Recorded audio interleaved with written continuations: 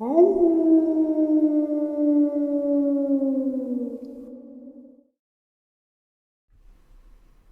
greetings and salutations, and welcome back to tonight's second half. Before we get into that, a couple links I'd like to share. As you know, I rely on Patreon, PayPal, and my merch to help the channel to continue to grow and go. The links to Patreon and PayPal are in the description below, my merch displayed directly under the video. Also, Dogman Frightening Encounters Volume 1, 2, and 3, the audiobook versions. They were written and researched by Tom Lyons, narrated and produced by me, Jeffrey Nadolny. Those audiobooks are available on Audible, Amazon, and iTunes, the links to which are also in the description as well.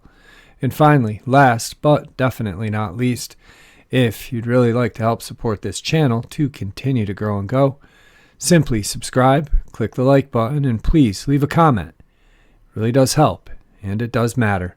And now, everyone, I have taken far too much of your time. Let's get on with tonight's second half. Shall we?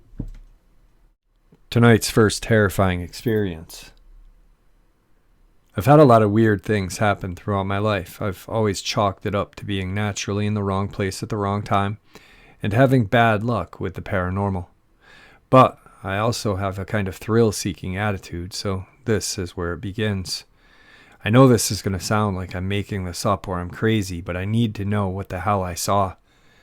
I'm sure some of you have heard of Stall, Kansas. If not, it's believed to be one of the gateways to hell, as well as being the birthplace of Satan's son, amongst other stuff like there being cultists or Satan worshippers in town.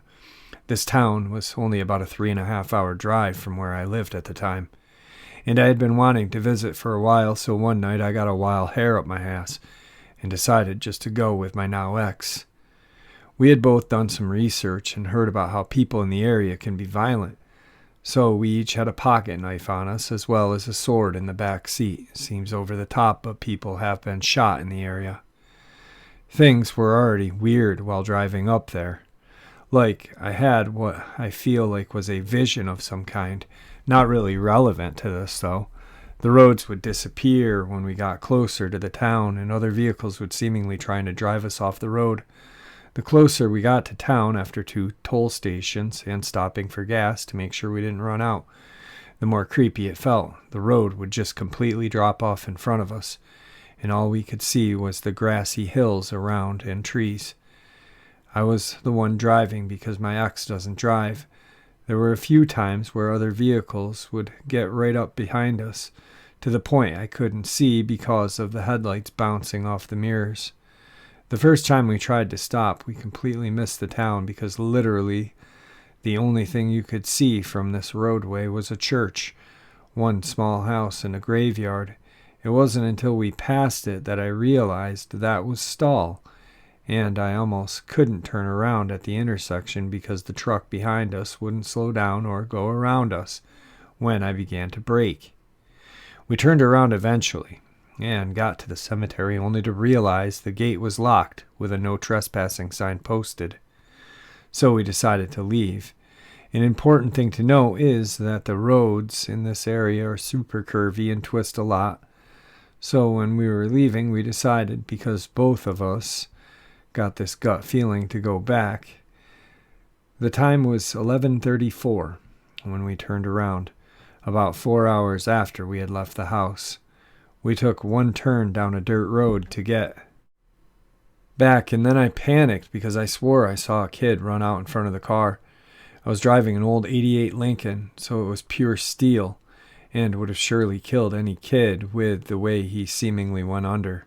I didn't feel any bumps, and when I screamed asking where he went, my ex was completely confused. She didn't see anyone at all, and reassured me that I hadn't just hit a child. Sure as hell, when I pulled forward, there wasn't anything in the road behind us, and definitely wasn't anything caught underneath the car. But that's not even the weirdest part. I had been keeping track of the turns, the curves, and all of the roads because I didn't want to get lost in an unfamiliar hillbilly backwood area. I knew I had at least 2 more turns before I would be back facing the direction of Stall, especially because this dirt road was straight compared to the curved but constantly southeast road we had been on. I reached the end of that road and was literally right beside the town, so I went to try and pull up near the cemetery again. But a large truck was behind me and wouldn't slow down at all. Like they almost rammed me when my accelerator just stopped, literally in the middle of the road, no matter how hard I pushed the gas pedal down. I was looking in the side mirror when my eye caught something and looked up to my left. There was what I would have mistaken for a naked person if it weren't for its arms and hands. This thing was crouched on the shoulder of the road, with its face buried between its knees like it was trying to hide its face. It was malnourished looking, skinny to the point of appearing to be skin and bone. Its arms were unnatural. From a crouching position, its upper arms were long enough for its forearms rested entirely on the ground beside it. Its hands were abnormally long, with dark nails that looked about like stiletto press-on nails.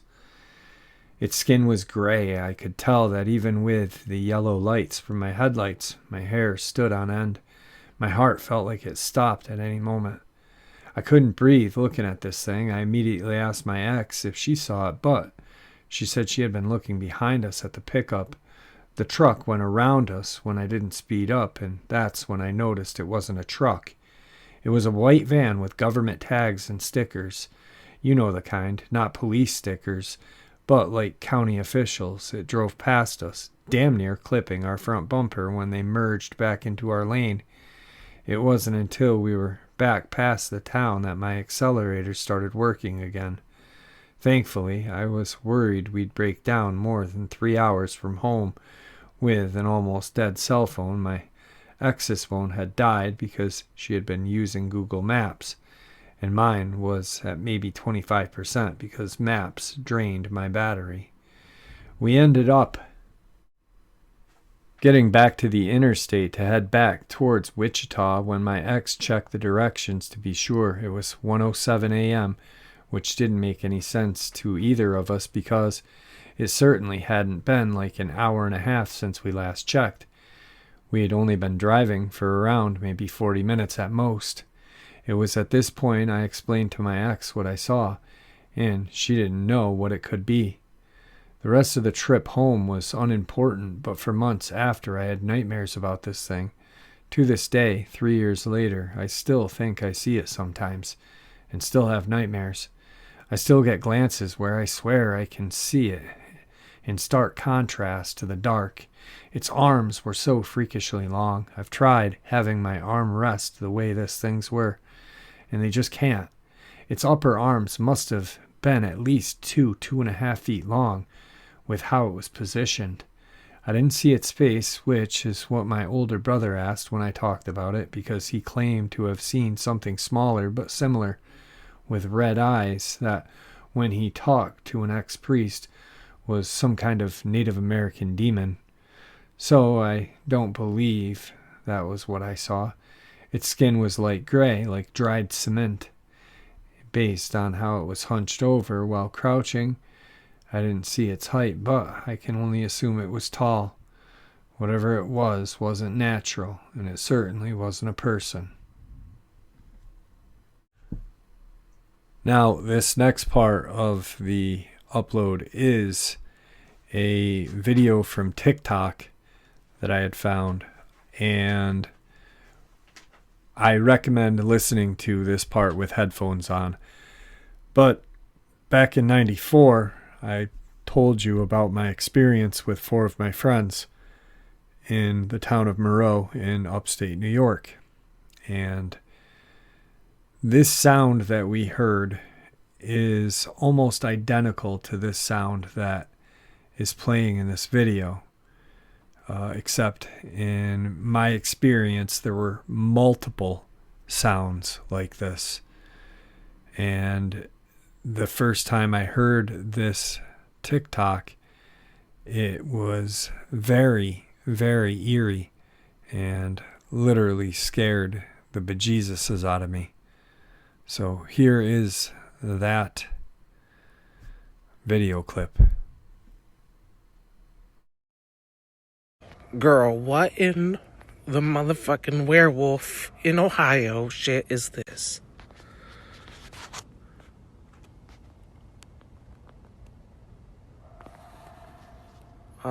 Girl.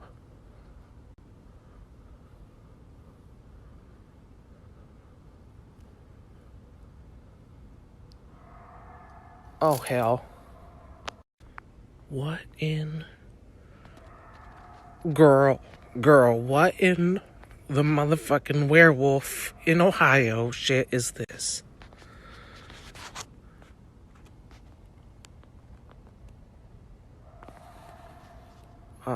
Girl.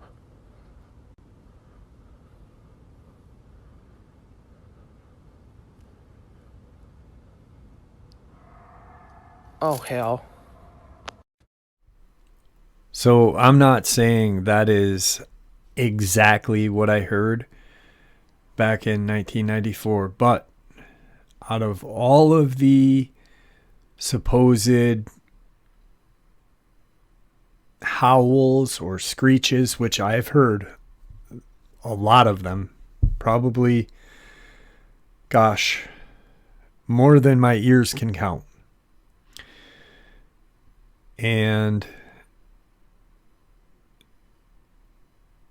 that to me sounds like what me and my friends heard that night before I saw, or we saw, whatever came out of those woods.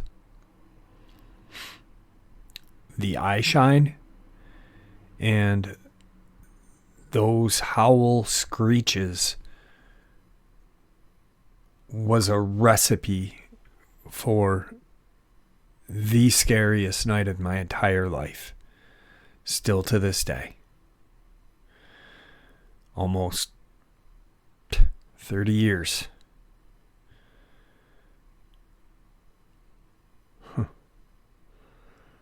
Absolutely terrifying.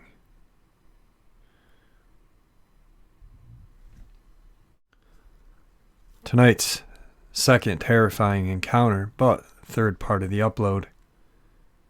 My boyfriend, best friend, and I always go and look for scary stuff.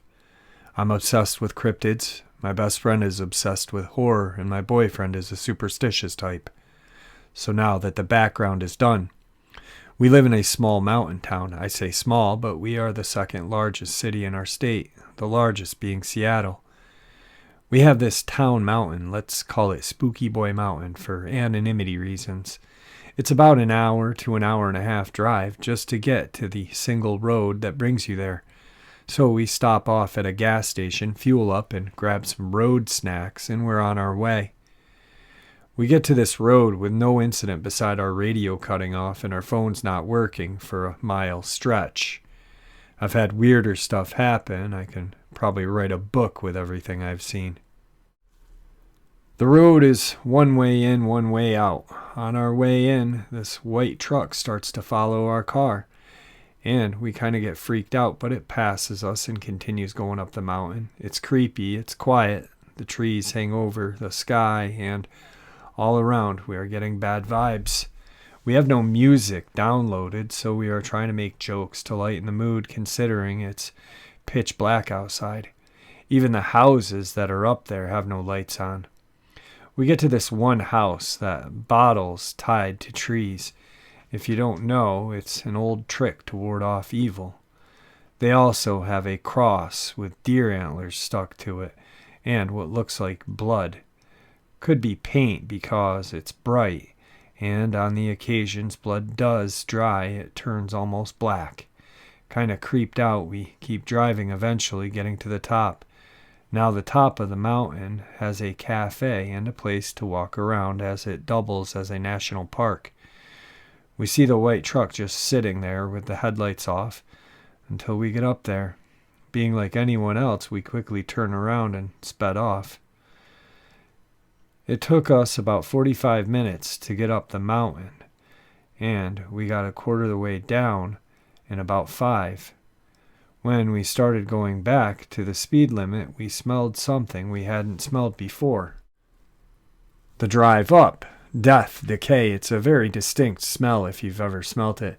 Now this got me a bit excited because it said that cryptids can carry this smell. So I'm watching the trees hoping to get a glimpse of one. Well, we don't, but that smell was distinct, and we would have noticed it driving up. So we are driving down, and I'm looking at the clock. It took us half the time it did driving up. At the time, I thought it was a weird trick that the brain did when you're in a new area. When you're in a new place, it makes things seem slower as you get used to your surroundings. We dropped best friend off at her house, and my boyfriend and I went home. I didn't really get any sleep because it was just weird to me. 2 weeks later, we went back during the day. We didn't find the house or the cross, but we found 2 deer with their chest cavities ripped open. If I wasn't in shock at what I saw, I would have taken pictures. Same thing happened. It took us almost an hour to get up there and 15 minutes to get down. I timed us going the speed limit. So I thought it was the mind trick again because this time it's daylight. We get to the parking lot of the cafe and decide to walk around. We found an abandoned car keys that didn't belong to a car and a shoe. Car most likely got towed, and the shoe could have been from a crackhead, who knows. 2 months later, we go back. Our best friend is moving to Seattle, and we want one final goodbye. This is during night, so we are hyped listening to scary stories because it's on my downloads. And as we start going up, we see nothing at first but the houses and the cross. We slowly drive by it, trying to get a good look at the cross, and yeah, that was blood. But why didn't we see it during the day? That's something we are still trying to figure out. We continued driving up with no incident. When we got to the parking lot, we started to turn around. I looked at the walking area and noticed a thing moving on the trail bridge. I pointed out, mind you, this thing looks like Vicar Amelia's beast form from Bloodborne, but smaller. So I think it's a tree branch and pointed out to see if I'm tripping. Nope, they see it too. A whole-ass wolf human-looking thing walking on 2 legs. We quickly got out of there and went back to the city. Since then, my boyfriend and I have had dreams of us going back up there during the snow hitting. But we hit a tree. We had this dream the same night. I only mentioned it to him after he had said something. Tonight's 4th, part of the upload 3rd terrifying encounter. So, like 4 years ago, a step-cousin of mine and some of his stupid-ass school friends started a wildfire on a small forest. He got beat up by the firefighters, but we always thought it was horrible, and we could see the burnt stumps from the highway when we went to pick up my mom at the school she works at. I am sure the forest fire is what made this thing come out of hiding. That year, a wave of suicides bursted through the town where her tiny school is located. There are 2 different towns really near to one another, like 10 minutes apart. I don't know if that can be related to the thing I saw and heard, but I'm pretty sure that if you are being stalked by that creature, not many people would want to keep going. So, now the actual encounters. It was late at night. I was in my room, the last one on the 2nd floor of the house, watching YouTube. Because of the pandemic, the car flow on the highway in front of our house had dropped massively, so it was weirdly silent. Suddenly I heard crunching on the leaves on the ground. It usually wouldn't scare me because we have cats and those little bastards love leaves. But then I sadly realized the crunches were slow footsteps and they were getting closer and closer to my bedroom. And then I smelt the stench. It was like that one time we forgot a piece of meat in one of our cabinets. I'm paralyzed. I have rhinitis. So my sense of smell is stronger than a normal human. The stench is making me gag, and then I hear 3 tree knocks. 3 knocks made by something hard. They were soft enough to be as if someone hit with a nail against a huge glass window of the balcony that my dad never finished. It could not have been a stick or a branch because my dad cut most of the branches off the trees next to my window earlier that day. I just lied there silently trying to take a glimpse of it through the mirror that is in front of the window, but the curtains wouldn't let me. After a few moments, I could hear the crunches walking away. The day after, I went to our laundry room. That's a place with no walls beside the back of the house, and my room as roof. I couldn't shake the feeling that something was watching me. Then I heard my mom calling me from the trees near the neighbor's house. I was certain my mom was inside the house, so I picked up the clothes basket and ran inside. Nothing happened after but a few dead cats and dogs from the neighbors. It's been a few months and I still feel weird while remembering this, and especially while writing it out. Tonight's final encounter. I have a few paranormal and cryptid experiences after moving to North Carolina. The silver UFO, the shadow person, the six lights, etc. But this one stuck out the most.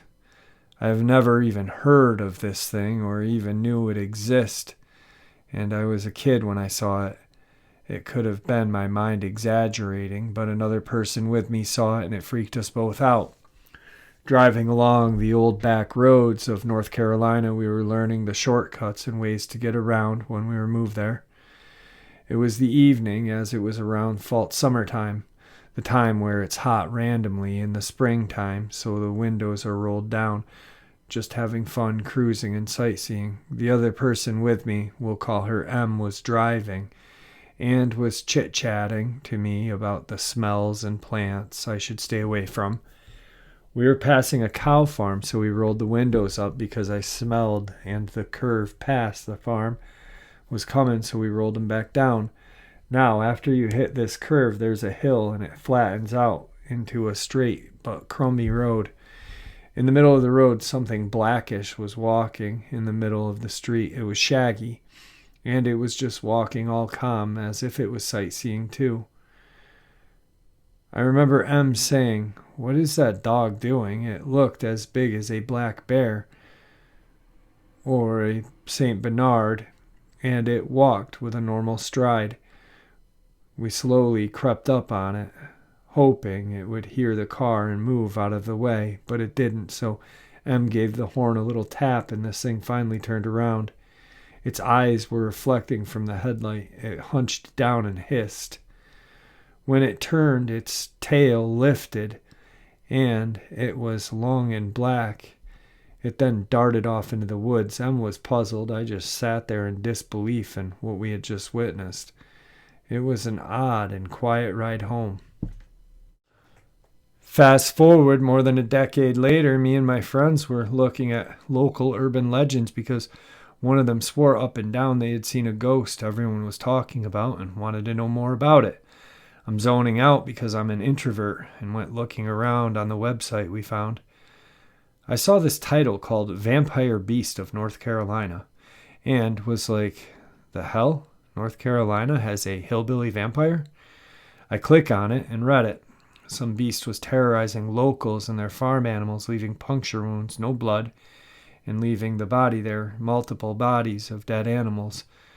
And one night, all dead the same way, I scoffed and said, El Chupacabra, like Dexter from Dexter's Laboratory, and kept scrolling. I read some more and saw, here's a witness recounting.